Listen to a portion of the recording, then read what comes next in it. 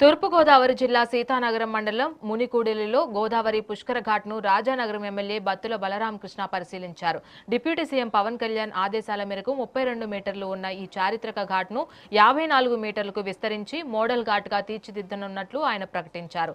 పుష్కరాలను అత్యంత వైభవంగా కాలుష్య రహితంగా నిర్వహించేందుకు కూటమి ప్రభుత్వం కసరత్తు చేస్తోందని తెలిపారు. సీతానగరంలో కొత్తగా మరొక 2 ఘాట్లను నిర్మిస్తున్నామని, భక్తుల కోసం అన్ని వసతులు కల్పిస్తామని, పనులు పూర్తయ్యాక పవన్ కళ్యాణ్ స్వయంగా ఘాట్ను పరిశీలిస్తారని ఎమ్మెల్యే స్పష్టం చేశారు.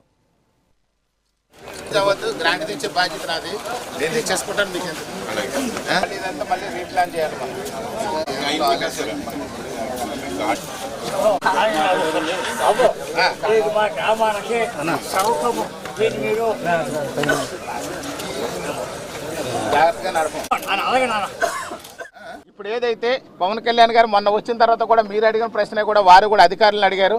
ఏది ఏమైనప్పటికీ కూడా ప్రభుత్వం, ముఖ్యమంత్రి గారు, ఉప ముఖ్యమంత్రి గారు, యంత్రాంగం అంతా కూడా సంక్షేమ పథకాలు ఎలా అమలు చేయాలి, రాష్ట్రాన్ని ఎలా అభివృద్ధి చేయాలి, గుంతలు లేని రోడ్లు ఏ విధంగా మనం తీర్చిదిద్దాలనే దాని మీద ఇప్పటివరకు నిమగ్నం అవడం వల్ల ఆ పనులన్నీ చేసుకుంటూ వస్తున్నారు మరో పక్కనే.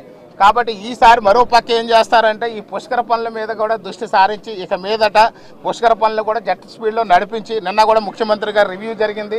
కలెక్టర్ గారు గత 2 నెలలు కూడా స్టెప్ బై స్టెప్ బాగా తీసుకుని రివ్యూలు పెట్టి ఎక్కడెక్కడ ఏం చేయాలి, ఉన్న బడ్జెట్ని ఎక్కడెక్కడ ఎలకేషన్ చేయాలి, ప్రయారిటీ చూసుకుని శాంక్షన్ చేస్తున్నారు. ఇప్పటికే 48 కోట్ల రూపాయల R&B రోడ్డుకి కూడా మాకు శాంక్షన్ అయింది.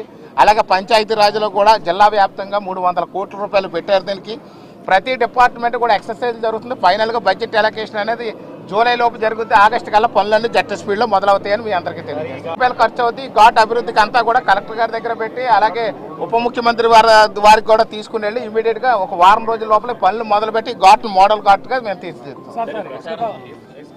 ఈ రోజు నుంచి ఇసుక ఏదైతే ఉందో నేను వచ్చేటప్పుడు కూడా చూశాను. ఇసుక అంతా కూడా రోడ్డు మీద వేస్తున్నారు. ఇసుక తవ్వకాలు మొన్నటితో 31వ తేదీతో అయిపోయింది. కానీ ఇసుక మాత్రం రోడ్ల మీద కుప్పలుగా ఉంది. వీళ్ళకి 2 సార్లు వార్నింగ్ కూడా ఇచ్చాం మనం.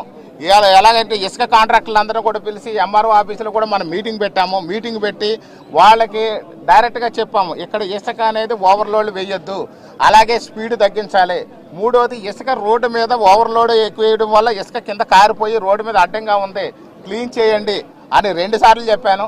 ఈవేళ కూడా ఫైనల్గా రోడ్లు క్లీన్ చేసే వరకు కూడా ఇసుక ర్యాంపుల్ని, ఇసుక ఏదైతే స్టాక్ ఉందో స్టాక్ నుంచి కూడా ఇసుక తీయకుండా ఉండే విధంగా గౌరవ కలెక్టర్ గారికి, మైనింగ్ డిపార్ట్మెంట్కి, MRO గారికి కూడా ఇప్పుడు నేను తెలియజేస్తున్నాను.